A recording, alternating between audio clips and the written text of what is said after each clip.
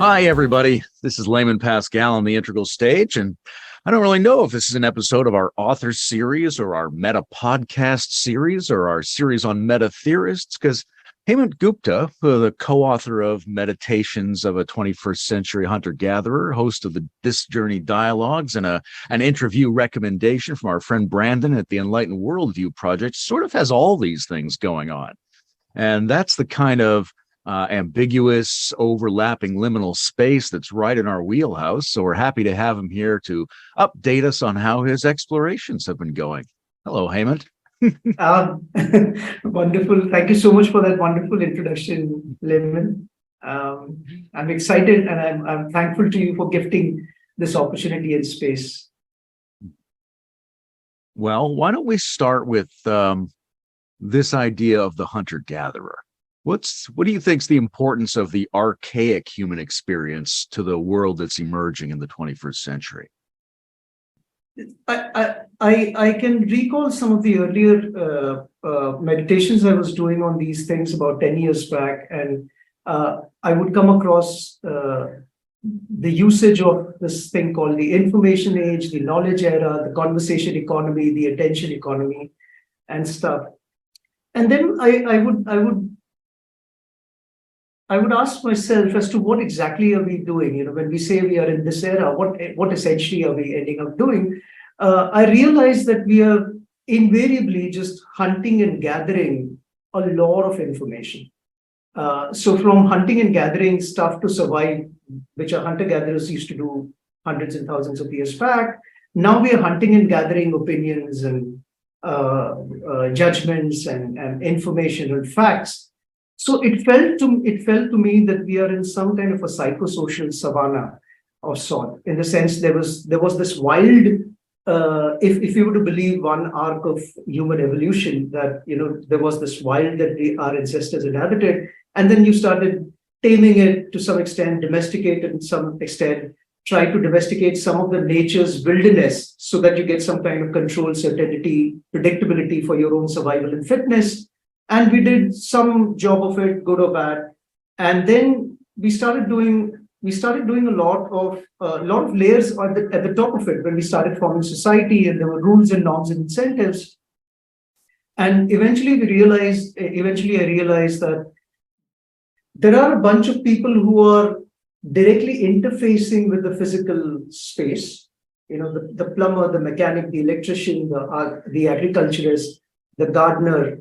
All of these guys are directly interfacing with the physical world. And there are a lot of people who are not interfacing with the physical world, but a lot to do with the people who are working there. And there are layers and layers of them being formed. And there is a lot of facts and opinions and judgments around there. And that sort of boggled my mind. And I said, there is too much of wilderness, So that was the core idea, that we are still hunter-gatherers. But now we are hunting and gathering a lot of information, opinions, and facts. Does that resonate or make sense to you? Yeah, what that gives me is an image of us being not really an information civilization yet. We're just starting. We're in the information wilderness. We have the possibility of evolving an information civilization. I feel a lot of personal resonance with prehistorical or like proto-civilized people. And I think in terms of imagining what can be, it's important not to just get trapped in the last few thousand years. This little period of time since we started having cities and writing things down really isn't very long. It might even be not a very representative period of human history. I think we need to think outside of that to take full advantage of the imaginative possibilities that we'll need in order to move forward. But what I found really interesting in what you said was this kind of disconnect between people who are working with information and people who are working with the physical environment. Do you see that as being parallel to disconnects inside the human being, between our mental and emotional and physical natures? Beautiful. Absolutely, Layman. In fact, in the journey, I discovered that, first of all, I discovered the earlier quest. I did realize that I was turning into a hunter-gatherer of a different kind in the first part of this journey when I started meditating. Only that now I was looking for some guru, some book, some place, because the belief that I had was somebody has already thought of it and somebody has already coded it in some way. And I just need to hunt and gather those, nuggets and just, take it and then run with it. But along the journey, I realized that I could see that a lot of people were over-indexing or mono-indexing or putting at center something and then saying that hold that as a center and then the rest can be managed. So some people would think, some people would give a lot of emphasis on thinking as a paradigm. So there was a lot of thing around critical thinking and contemplation and stuff, or metacognition and stuff. And some people were putting a lot of emphasis on feeling space, about your whole feeling space and getting connected with your body, getting connected with your emotions, the affective space. Some people were laying emphasis on the speech, the language aspect of it, and some people were focusing on action. So along the journey, I came around this paradigm, which I mentioned in the book, that we think, we feel, we say, we do. We are a think, feel, say, do species. Only that at any given point of time, there is seldom an alignment in all the four of them. So sometimes, for example, if I'm right now, let's take an example. If I'm posturing right now, just to appear as if I'm some learned person with a lot of discoveries, then the following would happen. At the level of the speech, I may still hold the rapture. But inside of me, at the thinking and the feeling space, I know there is a gap, and that hollowness would exist. So what I realized in my own being and becoming was there was a lot of non-awareness of my thinking, feeling, saying, doing paradigm, and then within that, how these reconciliations and maneuvers are happening. So in that sense, yes, there was a disconnect between the information part of it, which is thinking and speaking, and the material part of it, which is feeling and doing in some sense. So yeah. The Buddhist word dukkha is often translated as suffering, but I've also seen it translated as misalignment. And I can see, from the bits of your writings that I've encountered, that the notion of alignment is really powerful and important for you. What sorts of practices do you do to try to make those thinking, feeling, saying, doing parts of yourself line up? I'm still discovering. There are definitely some practices. So the first thing I would like to build on what you just said was there are adaptive alignments, maladaptive alignments, and there are adaptive misalignments and maladaptive misalignments. So give you an example. My interpretation of creativity is that there is some disconnect between thinking, feeling, saying, and doing, and there is some aspect of it which gives rise to a nice tension, and it gives rise to creativity in various forms, in art, in speech, in fiction, innovation, and the space. So I think what one desires is to build an awareness of the adaptive aspects of alignment and maladaptive aspects of alignment, and adaptive aspects of misalignment and maladaptive aspects of misalignment. So inherent in what I just described is a practice that happened to me in the last 10 years, which is building a lot of 2x2. So what I just did was create a 2x2. So imagine there is an x-axis and a y-axis, and on the x-axis you have adaptive alignment, maladaptive alignment. On the y-axis you have adaptive misalignment, maladaptive misalignment. So now you get 4 quadrants. So this 2x2. It just so happened, I feel blessed that in the last 10 years, almost 500 such 2x2 have happened to me. And these 2x2 have become sort of a practice. So when I come across something in my own self or in conversation with someone, I realize that my earlier self used to just look at one of the quadrant and work with it in the conversation, but was blinded to the other 3 quadrants, which could be a presence in my own inventory of experience or the other. So either I invalidate the other and think that doesn't exist and I hold on to this, or I'm just blind and I don't know how to work in a little more holistic manner. So this is one of the practice that has helped me steer adaptive aspects of alignments and misalignments. I mean, there are other practices that we can get into a little later if you wish. It's a very interesting idea of adaptive misalignments, and it makes me think of things like well, you don't want to do everything that you think of or say everything that you're feeling. You do want some disconnect between those things. And one of the reasons is to have good relationships with other people and to take care for them. What for you, what's the role of ethics in all of this? Wow. um, Recently, I was having this chat in an assignment that I was working on, and we were at the conversation around values, the word in the placeholder called values, and I would say let's put a placeholder which carries things like values, ethics, moralities, and stuff, just for the sake of argument. And then I asked myself that imagine there was this two concentric circle, one circle having ethics, values, morality, and the other of action choices that I'm making. So what is it that I have an experience of? Do I see both of these completely different circles? They don't overlap at all? And I said, no, that's not the case. Is it the case that they are fully mapped onto each other? I don't know, because I don't have the computation power to even see whether that is the case. But what feels right to me is there is some kind of an overlap when I do consider like the answer to the question that you're asking a question now, what is an ethical answer to this question from my side? I think an ethical answer would be, if I have an answer, I say so. If I don't, then I also say so. Or if I'm discovering the answer along as I answer this, then I also put it out. So what I mean to say is that it is the case to me, it feels that all choices, all actions have connections to values, to moralities, to ethics, all of them. It's just that we do not have the awareness that it is the case. We don't have the mapping for that. A. B, I feel that every action has multiple values and multiple ethics enacted out in that particular action.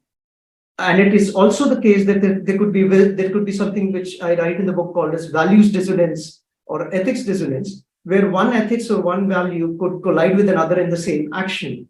And because of the fast-paced world that we are in, and we do not cultivate practices of self-awareness, self-study, we're not aware how these play out. So I would just say that my final summarization of this would be a long self-study, a deep self-study is needed at my end to even attempt it as an answer.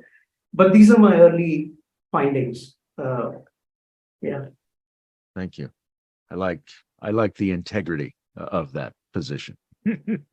And I also want to say I really like the phrase psychosocial savannah. That sounds great. And I'm thinking about the savannah as a place where there are lots of wonderful things to discover, right? There's food and safety, and there are also predators and dangers in the savannah. When you look around at this savannah, psychosocial savannah that we're in, what are you most worried about? What do you think are there dangers lurking in this savannah? And what do you think are the opportunities? What are you most excited about? What are you most worried about in the world you're seeing at the moment? I'm extremely worried, Layman. And my worry stems from the thing that I describe in the book, which I say. So I would like to give the reason why I worry, and then maybe that leads to the answer, if you're okay with that. Yeah, please go ahead. So as I mentioned, there is the internal apparatus is the think, feel, say, do paradigm, and there is constant alignment, misalignment happening, and because we don't have practice, it's difficult for us to navigate this, and it invariably then leads, if I'm not able to navigate this here now, it would lead me to have all kinds of misunderstandings, mistrust, gaming, wrong kind of signalings, very self-centeredness kind of thing. Now, this gets aggravated if we are dealing with a lot of what I call as intersubjectivity, intangibility, and atomization.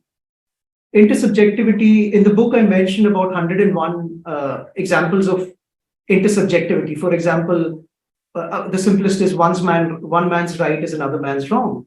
One man's reform is another man's revolution. And if we go on, I mean, I've just pointed 101, but there could be about 1,000 of them. So these are intersubjective spaces that we're dealing with. Intangibility is, which is again going back to the physical space, if I'm interacting with the physical space or the metaphysical or the non-physical space. And you have a lot of intangibility in that, in the sense that if Layman, you were to ask, suppose we were in a village together and I was a potter and you would say, Hemant, I need a pot, why don't you get me one? And the next day I come back and I get you a pot and you see the pot, you have a touch feel aspect of it.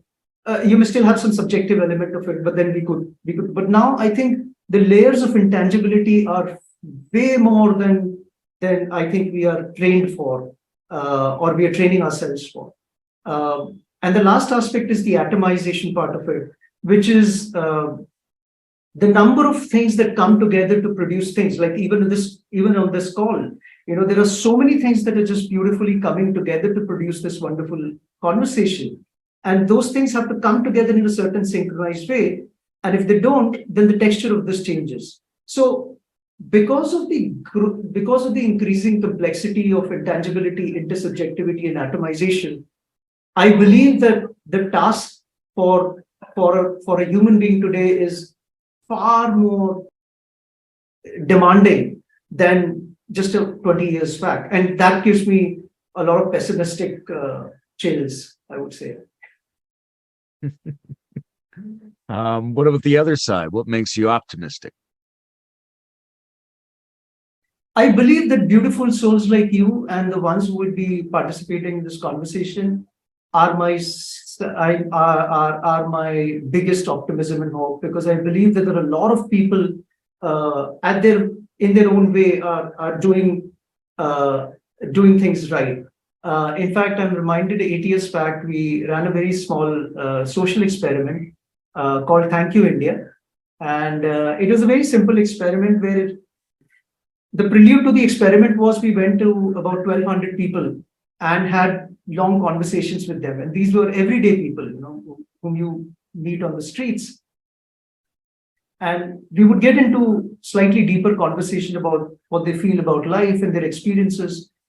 And one thing that stood apart was we asked one question. I mean, we asked a lot of questions to everyone, but there was one question which I'm highlighting here, which is, do you feel underappreciated? And no prizes for guessing. All 1,200 of them said yes, they feel underappreciated. And then we said, okay, and if everybody is wanting appreciation, then who will give appreciation? Right? If everybody is standing like this, then who would give? So we realized that a lot of people are doing some really silent and simple things right. That's happening, and that's why the society is still functioning at some level, and that gives me hope. I think that's my optimism. A lot of good people like you doing good work, and a lot of silent, small things going right every day. Those are my hopes. Nice. I'm sort of curious about you and why you think about things the way you do, but I guess we could go a little further back than that even. Where are you from? Where did you grow up?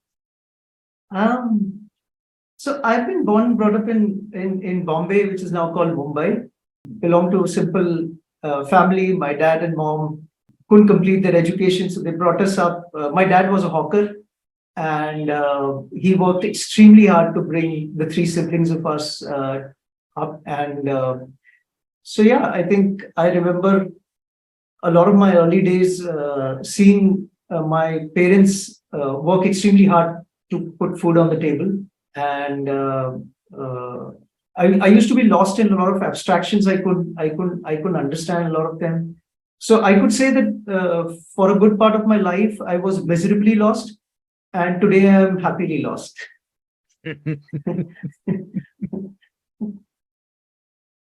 Did you have, who were your heroes?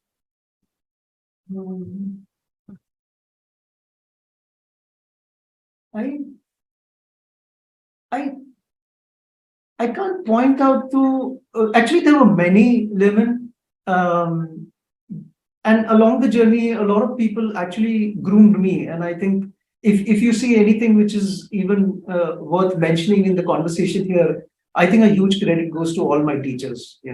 Along the journey, there have been several of them. I can name them: Rana Baba, Vanita. I mean, the list is extremely, extremely long. So yeah, I mean, there were a lot of people who were around me. They were my heroes. And then obviously, I think some sages like Swami Vivekananda in India, who inspired me a lot. A lot of teachings from Mahabharata and Ramayana were very useful for me. Yeah. India really intrigues me. It seems like it's got a lot of factors that would produce good sense making, right? It's got a tremendous amount of energy for new technology. It's got a lot of people and cultures to explore. It's got this long history of psychotechnologies and working with the sacred. Do you feel like it's well positioned to be like a generator of people who can do good sense making in the psychosocial savannah? I I don't know, Layman. I don't know even I'm qualified to answer that question. But my intuition is, I think sometimes, okay, let me use a two by two here. Sometimes we value, so imagine we are very close to something and we are far from something. So there is close, there is far. And then on the y-axis, we value it more, we value it less. And I believe it is the case as human that we are in all the four quadrants. Sometimes because we are close, we value it more, we understand the value. But sometimes when we are close, we are blinded by it also, or it has not worked in the way or we didn't implement it in the right way. And sometimes when we are far, it feels green. The grass is green on the other side. So I feel that we are creatures of all four quadrants, and currently my sense is that the mono-indexing or the over-indexing of the conventional growth, the popular growth story, is depriving people of this space to reflect in some sense. So I see that as a challenge. There's one more challenge. I can take a minute and explain that further. Yeah. Okay. So almost a couple of years back, I was fortunate to co-author a small article, and the gist of it can be captured in a two by two again. So a lot of spiritual practices, contemplative practices, or self-discovery practices, as we may want to call, have been conventionally seen in an isolation space, in the sense the individual and isolation. So imagine there is a two by two again: individual, institutional, isolated, integrated. So now you get four quadrant: individual, isolated practice, individual, integrated practice, institutional, individual practice, and institutional, integrated practice. And I think for a long period of time, spirituality and contemplative and meditative and all those rubric placeholders were a lot of individual and isolated practices. And for a person to practice that and then bring it here in now, as I speak with Layman, was a big challenge for a lot of people. What we need now in civilization is a further move to see how the other three quadrants can be put in. So imagine in this conversation, if Layman were to say, let's put a structure, and we pause for 10 seconds after every question and answer, and we give ourselves this pit stop to breathe and come a little more integrated in the next question. Now you put an institution into this conversation, or a structure into it. So I believe that that move where something can be taken and applied it in everyday life is a move where I see a big gap, because a lot of management frameworks and this sort of aping happening, or mono-indexing happening, of the only kind of growth that is possible in the world, and that doesn't allow for these kind of structures, is my worry. Yeah, I think we need a lot more work in terms of structurally implementing the capacities and the spaces for integration, for sure. I'm very, I don't even know what I want to ask here, but there's something intriguing to me about the cultural opportunities, because I'm in a lot of the hubs and communities, networks, and platforms that are dedicated to integrative social, psychospiritual, and systems change. But of course, I'm only talking to people who speak my language, And almost all of them at all of the events I go to are from North America or a couple parts of Europe. So people must be doing this in other parts of the world, especially when we look at India and China. And there's so many people that if 1/1000th of 1% of them were doing it, it would still be more than what we're doing. I wonder how you feel about that. Like, what are the possibilities for these kinds of networks finding each other across cultures and across languages? I see huge opportunity, Layman. And I see a lot of also, I also see a lot of work happening in India too. There are a lot of people doing wonderful work, sincere work in their own manner. And India's a huge population again, 1/6 of the world. So obviously anything done here could have an exponential impact in the fate of the civilization in times to come. And yeah, a lot of wonderful souls are doing the work, and I see a lot of exchange and learning and cross integration, cross learning possibilities. Yes. Well, I hope we can figure out how to start doing that better. Yes. Amen. Another thing I was thinking about when I was getting ready for this discussion was how I think the people I'm most excited to talk to have had a lot of peak experiences or insight moments, and that those moments are very important. It's kind of like that's their secret autobiography is these moments. I wonder if you are there transformative state experiences or peaks or breakthroughs that you've gone through that are still with you, that you still think about, that are still informing what you're doing? And would you share some of them with us if you have some? Yes, the short answer is yes. I feel humbled and blessed to have those experiences then and with me now. The only thing is it's difficult to describe them in words, but they stay online. And so there's this thing of, again, the realization versus the actualization. So realizing in the moment, in the episode, on that day, and then how does it carry with you here and now when I speak to you?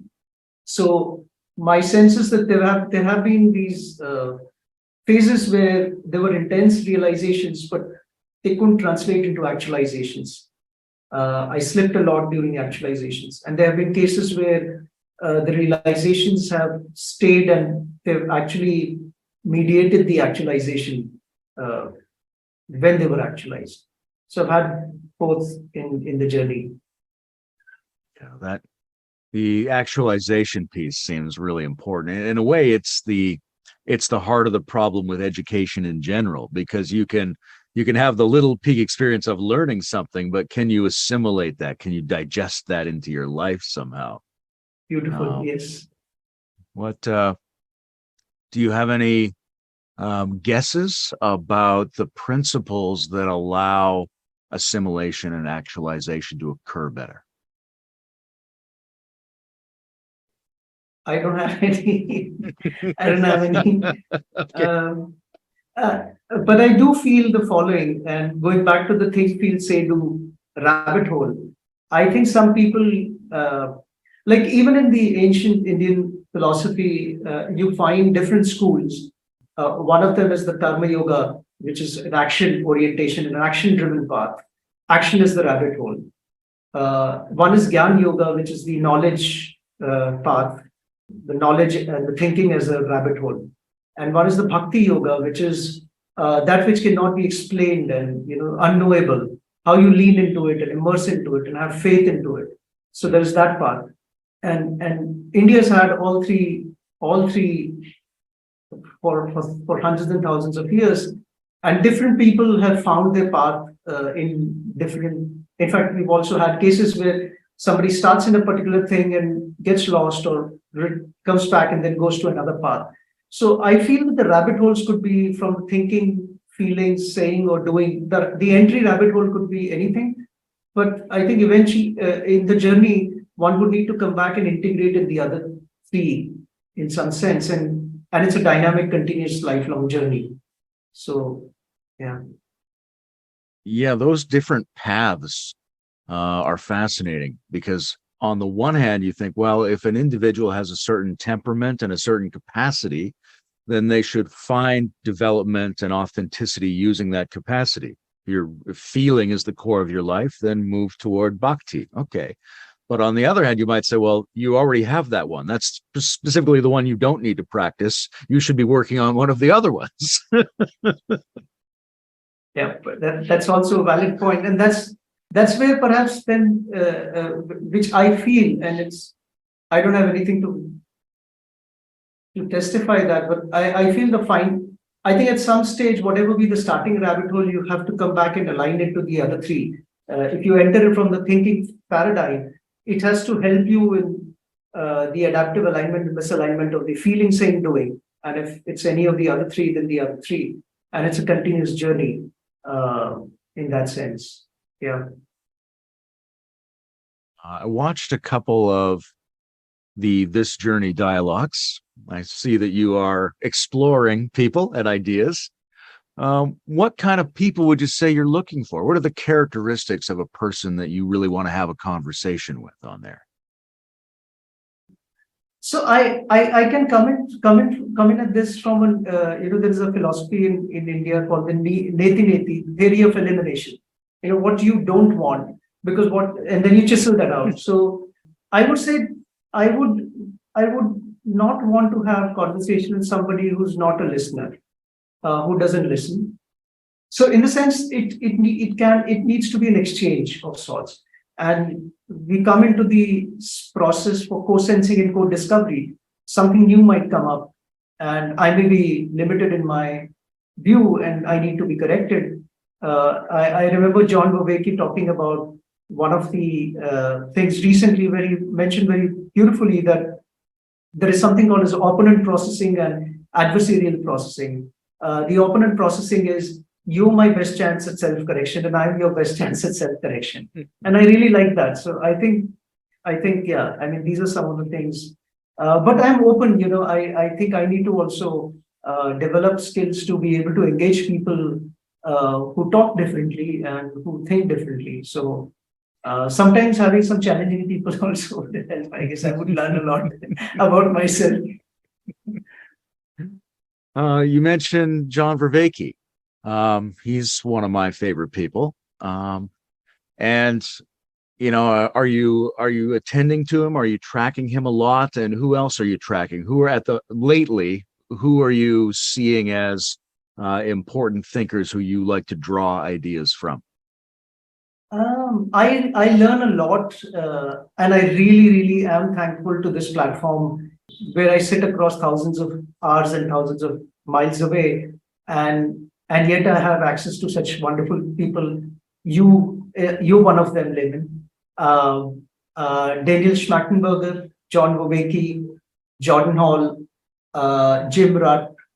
There are about 100 odd thinkers that I intermittently follow, and just to understand, how they are thinking through and how they're pursuing the journey. I watched some dialogues on the Stoa, the Rebel Wisdom, Brett Weinstein, Heather Hine, Eric Weinstein, Peter Thiel sometimes, Nora Betson, Dave Snowden, Bonita Roy. And there are a lot. In fact, I may not be recalling the names, but there would be about 100 people that I really learn from almost every day. Yeah, and you're one of them, Layman. Thank you. So I'm really thankful and really thankful for the work that you guys are doing. I think you're doing a good job of being one of the appreciators. If everyone needs more appreciation. You mentioned Brett and Heather, and obviously they have a book about 21st century hunter-gatherers. What's the connection between your book and their book, in your mind? Okay, so I haven't read their book. I remember the first time I learned that they have the book by the same title. Much before they launched it, they announced it on their podcast. And I immediately wrote to them and I said, look, guys, there's some collision course. I've thought of a book of a similar title. Unfortunately, obviously, they get so many emails and my mail must have got lost. I don't know the connection, honestly. But I know one thing that might not be there in that book is the elaborate use of 2 by 2 to make better sense of our experiences in the world. Because in the book, in the book that I was fortunate to pen down, there are about 230 2 by 2 grids to understand our lives, our experiences in the world in a slightly different manner. So yeah. I see that you do a lot of drawing or scribbling. Uh, what does that do for you in your sense making? What does that bring that writing and meditation and 2 by 2 grids don't give you? It does a lot of things, Layman, for me. Sometimes it's therapy for me because there's a lot that gets churned inside, and I don't have a space. So it offers a space to rearrange myself by rearranging some strokes. Sometimes when I take the pen on a stroll, I discover something that I would not have discovered just keeping it here. I really believe that putting the mind on paper is a different mind than putting mind in the mind. So that helps me a lot. It gives me a lot of clarity many a times. I'm able to see myself, my plural selves differently when I see it here. And I don't have an access of my plural self most of the time here. And I remember there are two wonderful human beings trying to nudge a different kind of innovation, Jason and Ian. And I forget the name of their company, but their idea of innovation is the rabbit hole of doing leads you to discovery. So the conventional ideas of innovation and creativity is an idea-based and a thinking-based paradigm. And they said that let's keep that aside. Why don't we just start doing things? And along the doing, you'll discover new paradigms. And I think that I really resonate with that because a lot of times some of my insights come because I'm scribbling something. So yeah. Yeah, that's a lovely process too. Scribbling is very freeing. It's a very fun and freeing way to think about it, because when we think about art, sometimes it is too much starting with something I already know and trying to create it. Whereas if you want to discover something new, you need to give yourself some messiness. You stated it more beautifully. I think, yeah, absolutely. I'll go with your explanation. There was a great line, I thought, on your website where you describe meditation as a sort of meta-awareness. And why sort of? Why does it say sort of meta-awareness? Yeah, because I feel that day by day, I'm only becoming more unsure of what I used to be sure of. And in that sense, when I put out the thing, I like to use caution and sort of beat a conclusion that this is not my final conclusion and I'm not the last word. So hence I use these kind of things as sort of and not the exact thing. So yeah, that's why I say so. Yeah, I think well, like this is a very John Vervaeke thing, right? Wisdom increases as learned ignorance. Yeah. And I'm very intrigued about what that means about the structure of reality. If people who are learning more about reality are constantly realizing that it's not quite, then is not quite is sort of built into the fabric of reality. Yes. So one of the things, there was a phrase when Brandon Norgard was like, hey, you should talk to this guy. Brandon was very excited about meta beta thinking. And maybe you could give us a little sort of introduction to that. What does that phrase suggest for you? So first, I think I haven't thanked Brandon enough for gifting me this opportunity to be with you. So I really love to. He's a wonderful human being, and since the time that I've known him, he's been extremely encouraging. And and these instances give me, you asked in the middle, you asked about optimism. I think these are the optimism. This is what magic is to me. This is magic. Me getting an opportunity to speak with you, and Brendan recommending on the meta and the beta. I I don't have a clear way of pointing them, but there are two distinct ways in which I've tried to use it in the book. And one can start with the example that most people are familiar with, which is metacognition. When we talk about metacognition, we are saying the cognition about cognition, or thinking about the thinking. So there is sort of an aboutness, and the verbs on both the sides remain the same. So the emotions about emotions, saying about saying, doing about doing, thinking about thinking, would have a category of meta when you apply the same verb on itself. And the other way in which I see it is when you look at anything which is two, but they're not exactly the same. And this one has a lot of dynamism and movement, but it has certain elements which can be captured here. So imagine there are some features of this which are here, which can be seen in all of these. So this becomes a meta and this becomes a beta. So at an abstract level, these are the two ways in which I see the framing of them. And on an everyday basis, like for this conversation,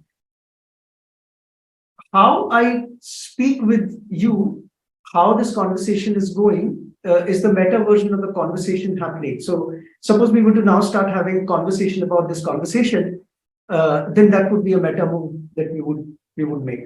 So in those sense, I believe that we, as human beings, are in constant beta mode, but we try to reconcile things at the meta mode, and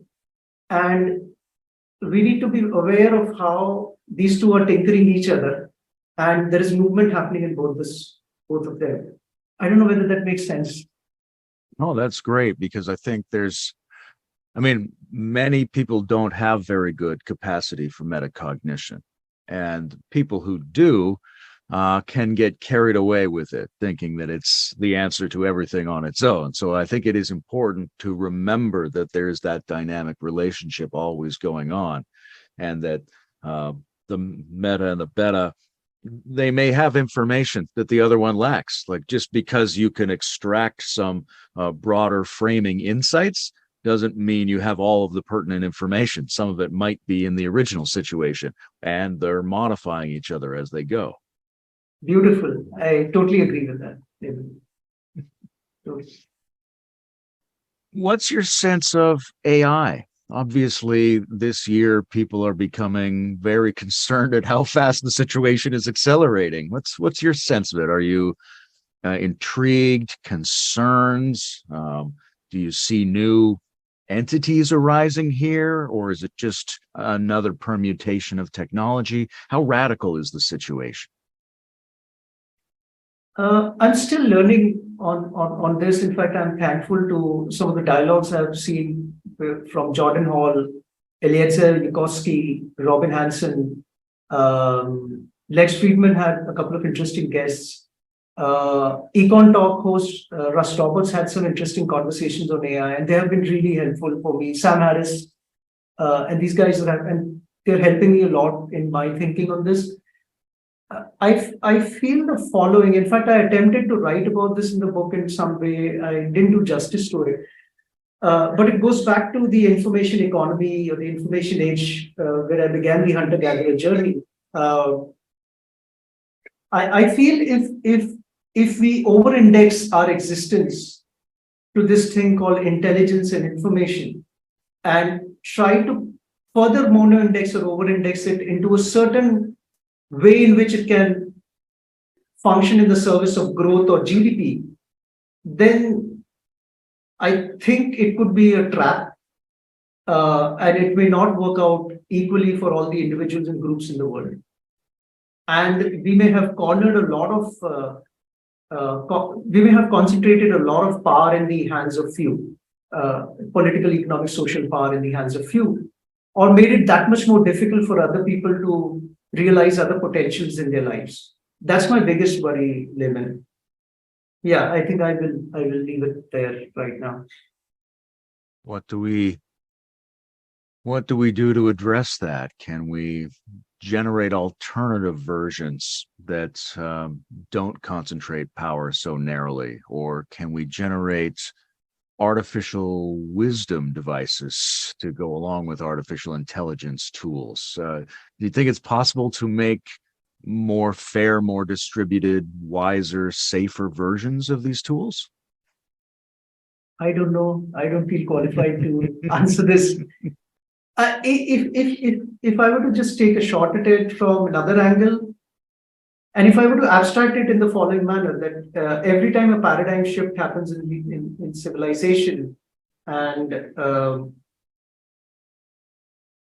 it helps in creating more conveniences in the society.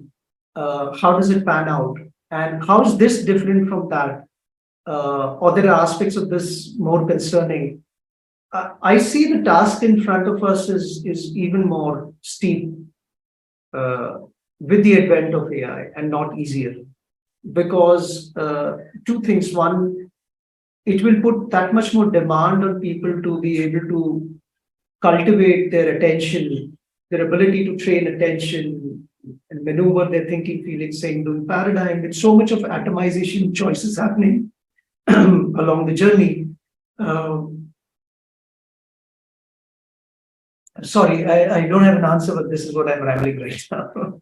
Yeah, I don't know that anyone has an answer, but that's part of why it's a good thing to talk about. Any little bit might help. I'm very worried about its effect on the overall population. I think some people will flourish really well with these new tools, but I think a lot of people will be their attention will be controlled by other people. Their trust is going down because you don't know what to believe in the information savannah now. And if these tools take over a lot of the thinking and creating functions, so you don't have to do that, then that part of the mind might atrophy in a lot of people. Not in everybody, but maybe in millions of people. And that's very worrying. I agree with that. Totally agree. I'm wondering also about, it seems like over the last few centuries or maybe thousands of years, the wisdom cultivator traditions have moved away from some superstitious elements that they used to include, right? We think of we love the very advanced Tibetan meditations, but we're not as focused on, magical mantras they might give to the hill folk. But I'm wondering whether the wisdom traditions, whether they're spiritual or whether they're coming out of the new cognitive science or wherever they're coming from, needs to start thinking more about how they will interact with populations of people who might be very superstitious again. Yeah, I agree with you, Layman. And again, I think you had wonderfully mentioned that there are people who would lean in a certain direction. And then the question is, do you want them to lean them more? Or because they have already leaned in that, is it not the case that they should try the difficult a little more rather than just doing the easy? I don't have an answer, but yeah, I think one answer that comes to me is from Swami Vivekananda, the wonderful saint who walked this part of the planet almost 100 years back.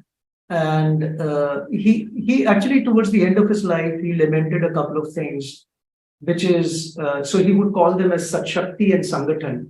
The Satshakti is your own conviction, your deep conviction is in the right, or the truth in some sense. And Sangathan is your ability to garner teamwork and community. He felt that he could not see traces of both over a period of time. And there were a lot of people who would get onto the path, but they would somehow lack both of them. And something would happen, when two good people would come together, something would snap and they just would try and do their own thing. And that's, in a way, you could call diversity, but in a way, it's also not the ability to come together also. So. Yeah, that's a big problem in a lot of ways. I mean, it's sort of the problem of how do we scale this up, right? That certain individuals seem to be pretty good at undergoing a developmental journey, how does that become a community? How does that community become a lineage over time? And then how does that get out of that community to influence the rest of the world? We've had so many, well, maybe not so many. We've had at least a few nice saints in human history. But how come we don't have an enlightened planetary civilization yet, right? Is there something about the way they've been doing it which is good for a few people, but not good enough to change the destiny of civilization? And if that's true, then what other thing do we need? I don't have an answer. I don't have an answer. Yeah. I noticed there was a video on anti-fragility on your channel. What excites you about the notion of anti-fragility? I think there was this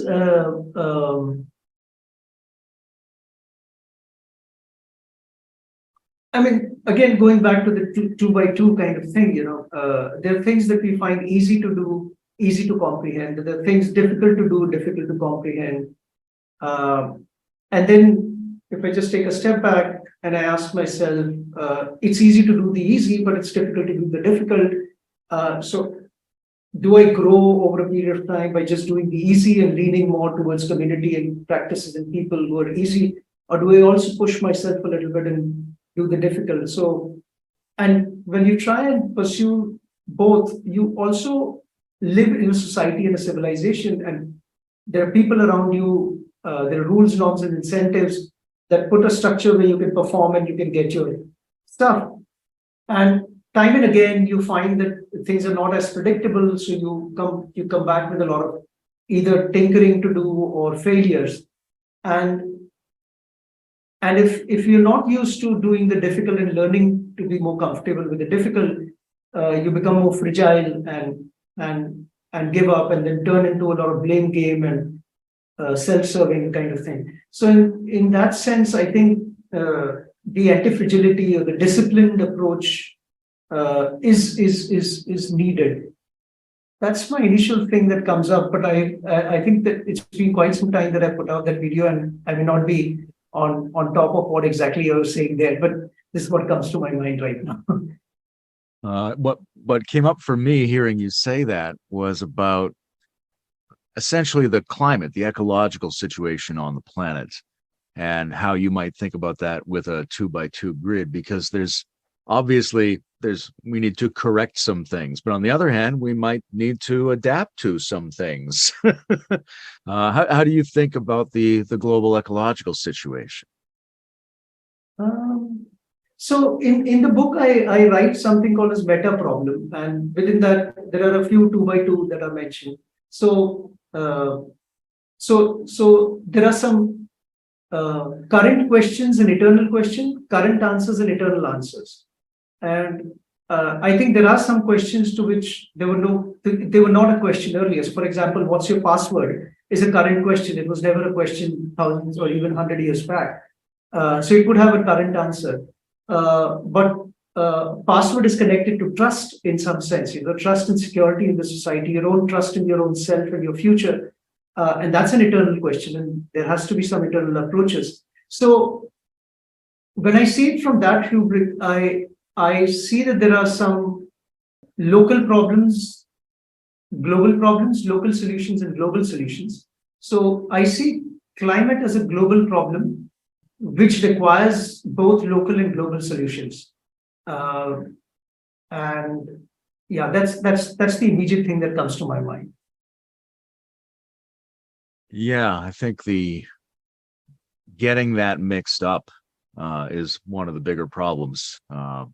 I think about that with recycling.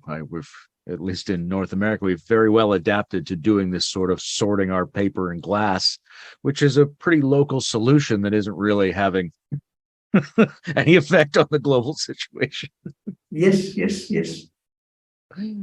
What else intrigues me about you? What's your diet like? What sorts of things do you eat?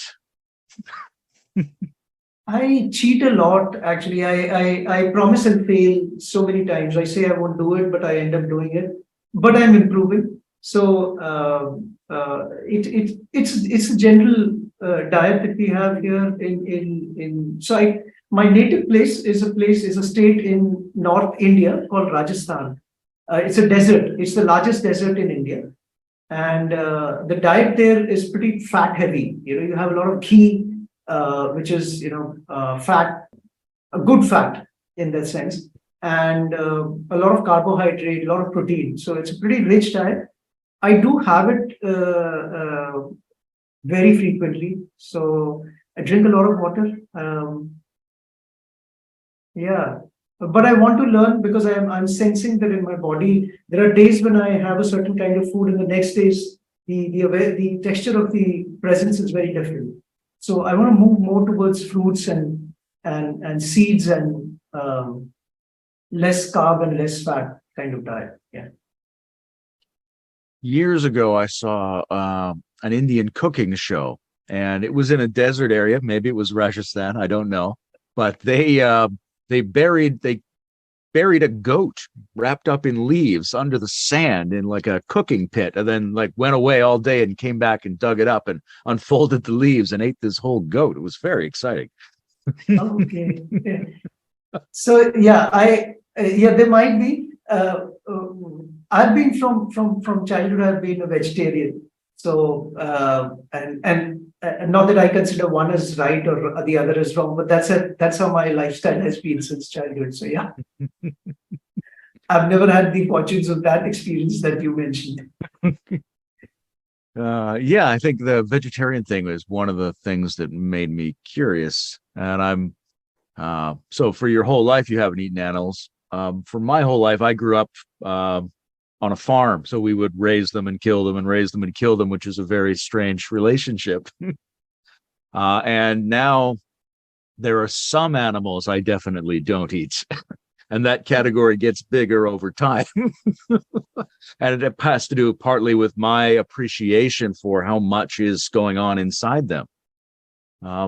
How do you think about the subjectivity of animals? Do you think about it as sort of homogenous or as having significant differences between species? Some of these questions, Layman, I find myself speechless most of the time, because my general heuristics that I try to arrive at is how to reduce misery, suffering, hurt on the planet. And when I use that heuristics, then of course, then it's not a simple thing, because not causing harm to some species does not automatically means helping. So again, a 2 by 2, we harm, we help, but sometimes we harm to harm, we harm to help. Sometimes we help to harm, and sometimes we help to help. And we are there in all the 4 quadrants, but we're not aware of our choices and actions. So I would love to meditate a little more on this and be a little more mindful of the choices that some people are making, because I don't know why they're making those choices. And I also know that those who cannot speak for themselves, who would speak for them? And I don't know how to respond to that. Yeah, these are problems at the edge of our ability. Yeah. I was thinking about at Greg Henrique's Consilience conference, when I was running this symposium that had Benita Roy and a couple other people in it, Tom Murray and Steve March.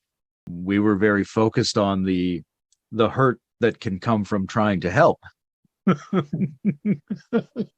Because in a way, that's what we're all trying to do, but we're not very good at understanding where our motive to help might actually not be helpful. Yes.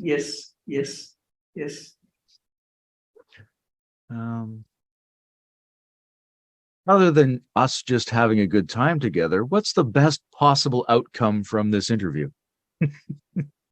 Well,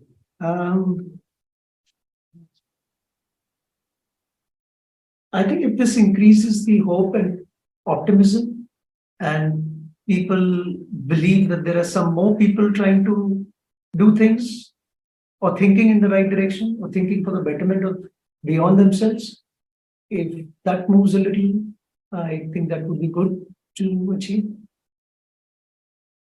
what are you looking forward to doing next in this area? I mean, you got the book, you got the interview series. What's the next 6 months or year look like for you? Where do you hope it goes from here next? My dream, Layman, and I would invite anybody who could help on this, is I want to bring a lot of you wonderful people to India to set up some kind of a in India, there is an ancient tradition called Shastra, which is a very healthy contestation of ideas, very sharp, very healthy contestation of ideas, avoiding bad faith argumentation. I want to see if I could play a role doing that. If some of you wonderful souls could come to India for that, and some of the Indian souls could be discovered, and we could have those conversations. So one is, if I were to step back and answer this question, I would put it in the rubric of search, dialogue, and action. Search, I want to do a lot more deep dive into Indian ancient philosophies and how they connect with some of the thinkers of our times, people like you. Where are the connections, and if they can be published and it becomes useful to people. I want to do that. So I'm looking forward to see if I could, if something could be worked out to support something like that. Second is the dialogue that I mentioned, and then the action is, I believe that ultimately, if we also use the action rabbit hole to nudge, things in the right directions, doing some social experiments. So that's my dream right now. Beautiful. Yeah, I'm very interested in both those things. A lot of my life has been spent on the spiritual side of things, and I'm very interested in the relationship between, say, deep Indian philosophy and emerging meta theories and things like that. I'm also, I'm working with these people who are trying to put together Emerge Toronto. And after Emerge Austin, one of the things I said was maybe we should have just built a barn together or something like that. And I would love to see something at the scale of Emerge to draw people to India and have it be both a place for ideas to be in benevolent confrontation, but also a situation where people can open up that space between each other through action. And, anyway, that's very exciting for me. A couple of years from now, an event like that, I would be thrilled to be a part of. Amen. Let's see if we can do that. Okay. This is actually, maybe we should just end the interview right here, because this is a good, optimistic, exciting future note. Yes, Layman. Yes. Oh. Okay, yeah, this has been great. Thanks for chatting with us, and let's continue to be in touch because I want to support those projects. Thank you so much, Layman. Thank you for gifting this time, and thanks to Brandon again for gifting this wonderful, wonderful space. Thank you so much. Thank you so much. Bye-bye.